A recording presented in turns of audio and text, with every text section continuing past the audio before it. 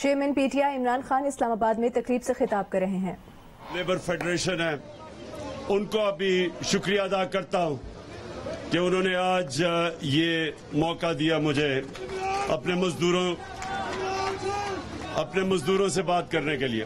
اچھا، اب تھوڑی خاموشی تاکہ آپ غور سے سن سکیں کہ میں آج اپنے پاکستان کے تقریباً 2 کروڑ مزدور ہیں جو فارمل سیکٹر میں ہیں، اور باقی جو ٹوٹل مزدور ہیں وہ تقریباً 6 کروڑ ہیں، تو میں آج ان کو ایک پیغام دینا چاہتا ہوں۔ تو میری آپ سب سے درخواست ہوگی کہ تھوڑی سی نعرے بازی کم، تاکہ آپ میری بات سن سکیں۔ دیکھیں، جب کرونا ہوا تو ساری دنیا کے اندر لاک ڈاؤن لگایا گیا، اور لاک ڈاؤن اس لیے لگایا گیا کہ دنیا کا یہ خیال تھا کہ وہ وبا کو پھیلنے سے صرف لاک ڈاؤن بچا سکتا ہے۔ اور آپ کو پتہ ہے کہ یورپ کے اندر چائنا کا جو ووہان شہر تھا، ادھر ساری جگہ لاک ڈاؤن لگ گیا، اور میرے پہ بار بار یہاں اپوزیشن نے پریشر ڈالا کہ پاکستان میں بھی لاک ڈاؤن لگاؤ، اور ابھی بھی میری سٹیٹمنٹس ہوں گی۔ آپ میڈیا پہ آ کے دیکھیں کہ جب میں پرائم منسٹر تھا، میں بار بار ایک چیز کہی کہ اگر میں سارا ملک کو لاک ڈاؤن کروں گا تو مجھے صرف ایک سوال کا جواب دو کہ دہاڑی دار کا کیا بنے گا، جو سارا دن محنت کر کے اپنے بچوں کا پیٹ پالتا ہے۔ جب آپ لاک ڈاؤن کر دیں گے تو اس کی تو دہاڑی گئی، تو وہ اپنے بچوں کو کیسے پالے گا، اپنے گھر والوں کو کس طرح پیسہ لے کے آئے گا۔ میں نے ساری اپوزیشن والوں سے پوچھا تھا، کیونکہ جب وہ سب سے زیادہ پریشر میرے پہ ڈال رہے تھے لاک ڈاؤن کا، اور میں ایک دفعہ ان سے جواب نہیں سنا کہ ان کا کیا بنے گا۔ اور میرا یہ میرا ایمان ہے کہ ان کو فکر ہی نہیں ہے اس طبقے کی۔ کبھی انہوں نے مجھے نہیں بتایا کہ وہ کیسے گزارا کریں گے۔ چائنا جیسے ملک میں تو وہ گھروں میں کھانا لے کے گئے، جب انہوں نے لاک ڈاؤن کیا تو شہر میں ووہان میں وہ گھروں کے اندر کھانا پہنچایا انہوں نے۔ تو میں ان سے پوچھتا تھا کہ بتاؤ، ہم کیسے اپنے کمزور غریب طبقے کو ہم کیسے کھانا پہنچائیں گے؟ ہمارے پاس تو نہ وسائل ہے، نہ انفراسٹرکچر ہے۔ ایک دفعہ انہوں نے اس سوال کا جواب نہیں دیا، بلکہ مجھے یہ ایسی انہوں نے سٹیٹمنٹس دی کہ عمران خان کے اوپر FIR کاٹنی چاہیے، یہ لاک ڈاؤن نہیں لگا رہا، جو مرے گا وبا سے وہ عمران خان کی ذمہ داری۔ لیکن اللہ کا کرم ہے، آج ساری دنیا اس چیز کو مانتی ہے کہ وہ 5 ملک جنہوں نے سب سے بہترین طریقے سے اپنے ملک کو وبا سے بھی بچایا، اپنے غریبوں کو بھی بچایا، اپنے ملک کی معیشت کو بھی بچایا، ان 5 ملک میں سے پاکستان ایک تھا۔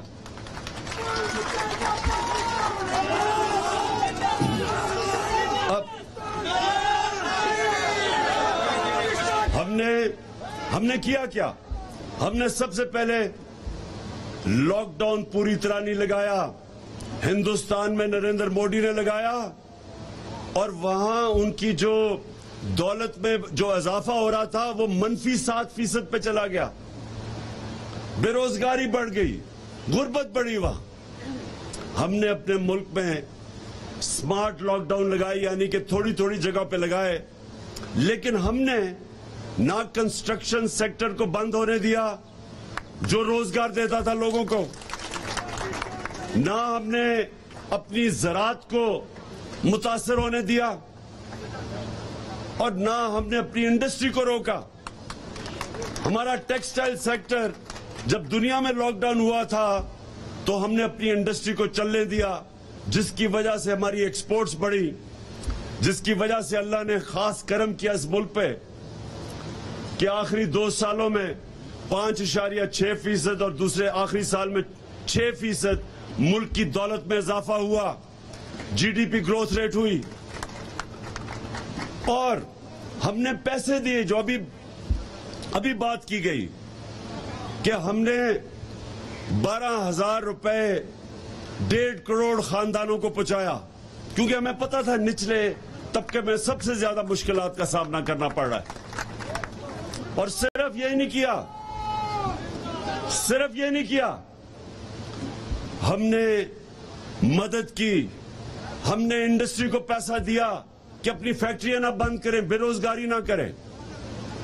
ہم نے اپنے نچلے طبقے کو جو مینج کیا، دنیا نے اس کو مانا، ہمارے احساس پروگرام کو دنیا مانی، اور وہ جو مشکل وقت تھا، 1 صدی میں ایک دفعہ اتنی بڑا دنیا میں بحران آتا ہے، کرائسس آتا ہے، اس کو جس حکومت کو کہتے تھے اہل نہیں ہے، اس نے سب سے زیادہ اہلیت دنیا کے 190 ملکوں میں سے وہ 5 ملک تھے جن نے سب سے بہترین طریقے سے اپنی عوام کو بچایا، اپنے غریبوں کو بچایا، اپنی انڈسٹری بچائی، معیشت بچائی۔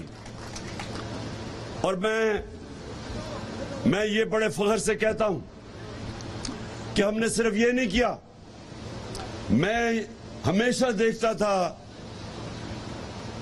کہ سردیوں کی انتہا جب ہوتی تھی تو مزدور سڑکوں پہ سوئے ہوتے تھے، فٹ پاتھ پہ سوئے ہوتے تھے۔ ہم نے پہلی حکومت پاکستان کی تاریخ میں جس نے فیصلہ کیا کہ ہم پناہ گاہ بنائیں، اور یہ خاص مزدوروں کے لیے تھا کہ جو باہر سے پیسے دہاڑی کرنے آتے تھے، شہروں میں پیسہ مزدوری کرنے آتے تھے، ان کے لیے پناہ گاہ بنائی۔ پناہ گاہ کے اندر ان کو وہ سو سکتے تھے، وہ نہا سکتے تھے، ان کو کھانا ملتا تھا صبح کا اور رات کا، تاکہ وہ جو بھی اپنی دہاڑی کمائیں وہ اپنے بچوں کو بھیج سکے، اپنے خاندانوں کو بھیج سکے۔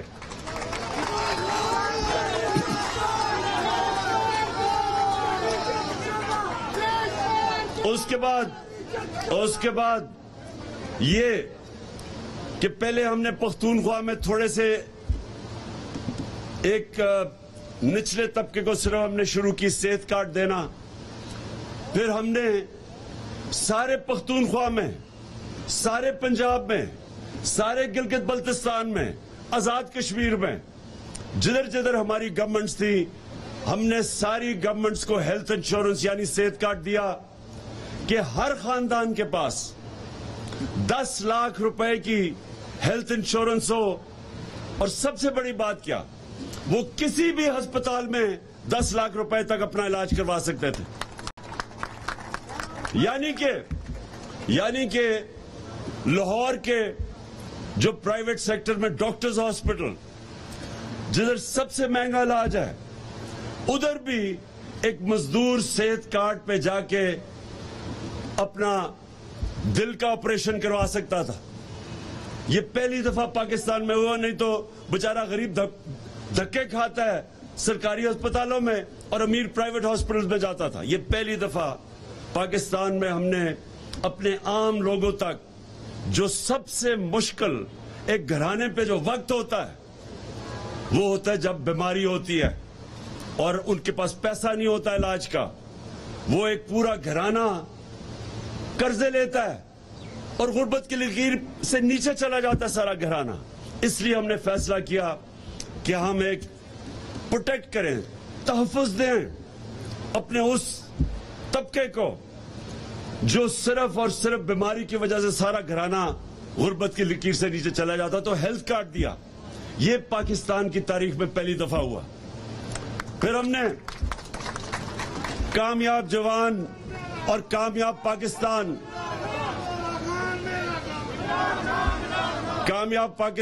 اور کامیاب جوان میں ہم نے قرضے کا فیصلہ کیا، نوجوانوں کو سود کے بغیر قرضے دینا۔ ہم نے پہلے نیچے سے شروع کر رہے تھے، 25 لاکھ خاندانوں کو جن کو ہم سود کے بغیر قرضے شہر میں تاکہ اپنی دکان یا کاروبار شروع کر سکے، کسانوں کو دیا تاکہ وہ اپنی زمین پہ لگا سکے، کیونکہ کسانوں کو، چھوٹے کسان کو سب سے مشکل ہوتا ہے، اس کو وہ بڑے سود کے اوپر قرضے لیتا ہے، تو ہم نے اس کو سود کے بغیر قرضے دیے۔ ہم نے پھر 25 لاکھ گھرانوں کو سود کے بغیر گھر کے لیے قرضے دیے کہ اپنا گھر بنا سکے۔ یہ پاکستان میں پہلی دفعہ ہوا۔ لیکن جو سب سے زیادہ آج آپ سب کے لیے کہ میں صرف بتانا چاہتا ہوں کہ ایک حکومت جو آئی تھی صرف اپنے لوگوں کے لیے، جس کا جینا مرنا، جس کے لیڈر کا جینا مرنا پاکستان میں ہے، اس میں کیا فرق ہے؟ اور ان پچھلے 30 سالوں میں جو 2 خاندانوں نے اس کے اوپر حکومت کی ہے، جو اب اکٹھے ہو گئے ہیں، پہلے ایک دوسرے کے خلاف لڑتے تھے، ایک دوسرے کو چور کہتے تھے، ایک دوسرے کے اوپر کیسز بناتے تھے چوری کے، آج وہ سارے چور اکٹھے ہو گئے ہیں۔ فرق کیا ہے؟ ان کے لیڈران کے پیسے، جائیداد، بزنس، چھٹیاں، علاج ملک سے باہر ہے۔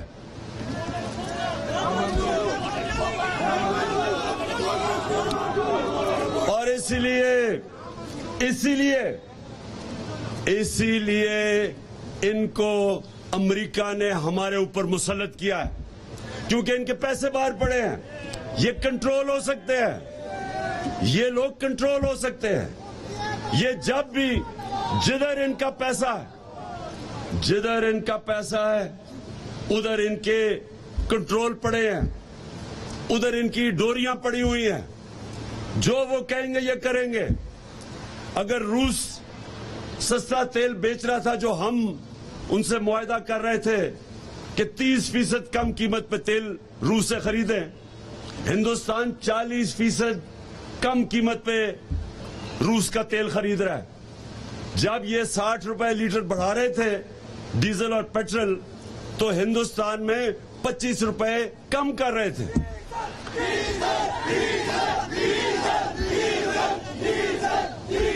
ہاں سنیں ذرا، اب میں فرق آپ کو بتاتا ہوں۔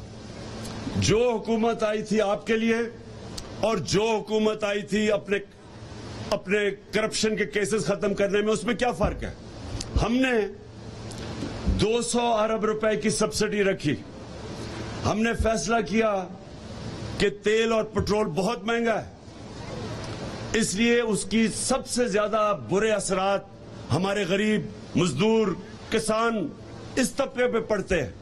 ہم نے فیصلہ کیا کہ 200 ارب روپے کی سبسڈی دے کے ہم نے بجائے قیمت بڑھانے کے، ہم نے 10 روپے قیمت کم کی ڈیزل اور پٹرول کی، اور 4 روپے یونٹ بجلی کے کم کیے۔ کیوں کیے؟ ہمارے پہ بھی پریشر تھا، IMF کا ہمارے پہ بھی پریشر تھا، لیکن ہم نے فیصلہ کیا کہ ہم اپنے لوگوں کے اوپر مزید اور بوجھ نہیں ڈال سکتے۔ ہم نے بچایا لوگوں کو۔ انہوں نے مہنگائی مارچ کی کہ جی لوگوں کے اوپر مہنگائی سے لوگ ڈوب رہے ہیں، انہوں نے معاشی قتل کر دیا لوگوں کا۔ مہنگائی مارچ ہر روز ٹی وی کے اوپر کہ جی مہنگائی اور حکومت کو ہٹانا چاہیے مہنگائی کے اوپر۔ اور آج دیکھیں 2 مہینے ہوئے ان کو آئے، انہوں نے 2 مہینے میں ہمارے 3.5 سال سے زیادہ مہنگائی کر دی ہے۔ بلکہ پاکستان کی تاریخ میں اتنی مہنگائی نہیں ہوئی جتنی انہوں نے کی ہے۔ ان کی سٹیٹمنٹس دیکھیں، اب تو سوشل میڈیا ہے، آپ اپنے موبائل پہ 3 مہینے پہلے یہ کیا کہہ رہے تھے کہ عمران خان کو تیل کی قیمت نہیں بڑھانی چاہیے، پٹرول اور فضل الرحمان کی قیمت نہیں بڑھانی چاہیے۔ یہ صرف 3 مہینے پہلے کہہ رہے تھے۔ تو انہوں نے انہوں نے کہا کہ آپ کو کہ نہ بجلی کی، نہ تیل کی، نہ اس کی پٹرول کی، نہ اس کی قیمت نہیں بڑھانی۔ اب سنیں ذرا، ایک منٹ سنیں سر۔ اللہ یاد رکھیں، اللہ الحق ہے, سچ کا خدا ہے. تو 3 مہینے میں ساری قوم کے سامنے سچ آ گیا جب 60 روپے لیٹر پیٹرول, 60 روپے ڈیزل, 10 روپے یونٹ بجلی, صرف 3 مہینے میں.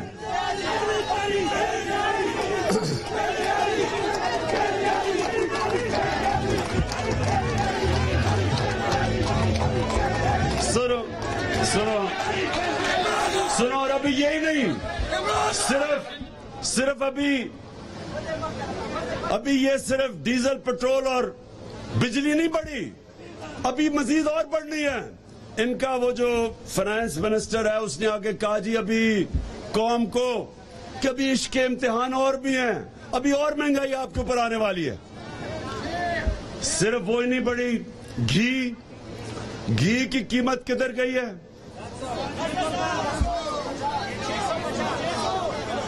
کبھی پاکستان کی تاریخ میں ایسے گھی کی قیمت بڑھی ہے؟ اس کے بعد آٹا, چینی, یعنی ایک چیز, چاول, جو بھی چیزیں عام آدمی کھانے, سب چیزیں بڑھ گئی.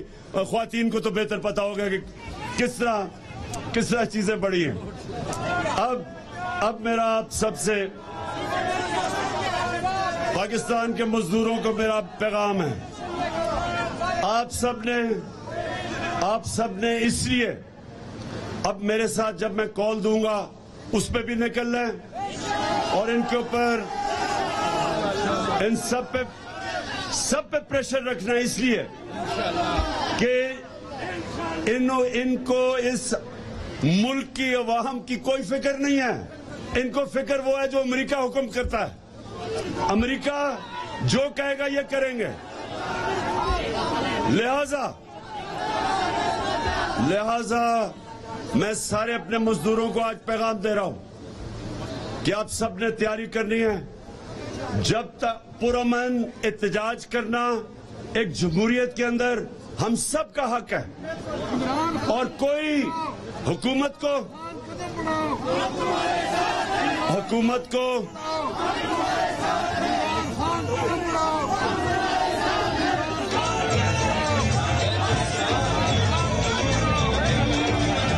سو دو چیزیں آخر میں ذرا سنیں, 2 چیزیں. ایک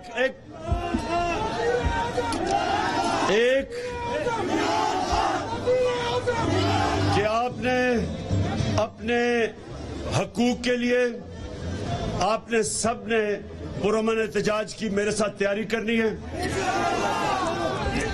اگر ہم کورونا کے دوران ہم لوگوں کو پیسے دے سکتے تھے, ہمیں پتا تھا نچلے طبقے کو مشکل میں ہے, اگر ہم 1.5 کروڑ خاندان کو 12,000 روپے دے سکتے تھے, تو اس مشکل وقت میں جب ہر چیز مہنگی ہو گئی ہے, یہ اس حکومت کی بھی ذمہ داری ہے کہ یہ اسی طرح نچلے طبقے کو, نچلے خاندانوں کو پیسے دے, 12,000 دے جس طرح ہم دیتے تھے, تاکہ لوگوں کے اوپر بوجھ کم ہو. اور دوسری چیز, میری آخری چیز سن لو, اب آخری بات سنو. دیکھیں, یہ جو ہمارے اوپر چوروں کے ٹولے کو ہمارے اوپر مسلط کیا ہے امریکہ نے, اور یہاں سے جو سازش ہوئی ہے, یہ اب سمجھ جائے کہ یہ رہ گئے تو سب سے پہلے تو جمہوریت ختم, کیونکہ اگر پارلیمنٹ کے اندر اپوزیشن لیڈر راجہ ریاض ہوگا تو اس کا مطلب پارلیمنٹ ختم ہے. جو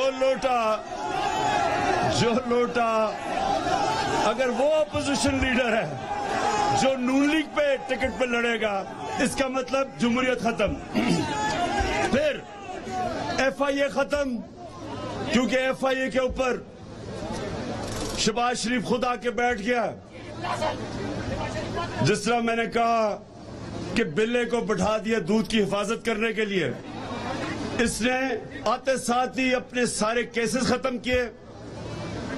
16 ارب روپے کے کیسز ہیں اس کے اوپر, جس میں انہوں نے ان کے ہوتے ہوئے ڈاکٹر رضوان جو انویسٹیگیٹ کر رہا تھا, پہلے وہ مرا ہارٹ اٹیک سے, اس کے بعد جو ندیم تھا انویسٹیگیٹنگ آفیسر, اس کو ہارٹ اٹیک ہوا. پھر مقصود پھر گلزار مرا جو ان کی نوکری کرتا تھا, جس کے اکاؤنٹ میں پیسہ آیا, وہ ہارٹ اٹیک سے مرا. اور چوتھا مقصود چپڑاسی 50 سال کی بھی عمر نہیں تھی, وہ دبئی میں ہارٹ اٹیک سے مرا ہے. یہ ایسے ہی ہے جیسے ہمیشہ ایل ڈی اے کا ریکارڈ جلتا تھا. یہ پہلے چوری کرتے تھے, پھر ایل ڈی اے کا ریکارڈ جلاتے تھے. یہ اسی طرح یہ ایف آئی اے کے اندر بھی اپنا ریکارڈ صاف کر رہے ہیں. نیب کے اوپر بیٹھ گیا, سارے چوروں نے اربوں روپے کی جو چوری کی تھی, نیب ختم. اس کے بعد پولیس کا یہ حال ہے کہ ہمارے زمانے میں کوئی بتائے ہم نے کسی کے اوپر جھوٹا کیس کیا ہو. جب سے انہوں نے سنبھالا ہے, پولیس کو استعمال کر رہے ہیں لوگوں کے اوپر جھوٹے کیسز, جھوٹی ایف آئی آر. میرے اوپر کوئی 8 ایف آئی آر ہیں, سارے ہمارے لوگوں کے اوپر انہوں نے کیسز کیے ہیں. ہمارے دور میں کب ہم نے کبھی کسی, انہوں نے لانگ مارچ کی. میں نے تو جب یہ بلاول نے کم پہ ٹانگنے والی مارچ کی, اور اس سے پہلے فضل الرحمان نے 2 دفعہ لانگ مارچ کی. میں نے خود کہا کہ میں آپ کو کھانا بھی بھجواؤں گا, کنٹینر بھی دے دوں گا. ہم نے کبھی کوئی کنٹینر رکھا, نہ ان کا راستہ روکا, نہ ان کو پکڑ دکڑ کی. انہوں نے صحافیوں کے اوپر جو کر رہے ہیں, آج جو صحافت کی آزادی ہے وہ خطرے میں ہے. ایف آئی آرز کاٹی جا رہی ہیں.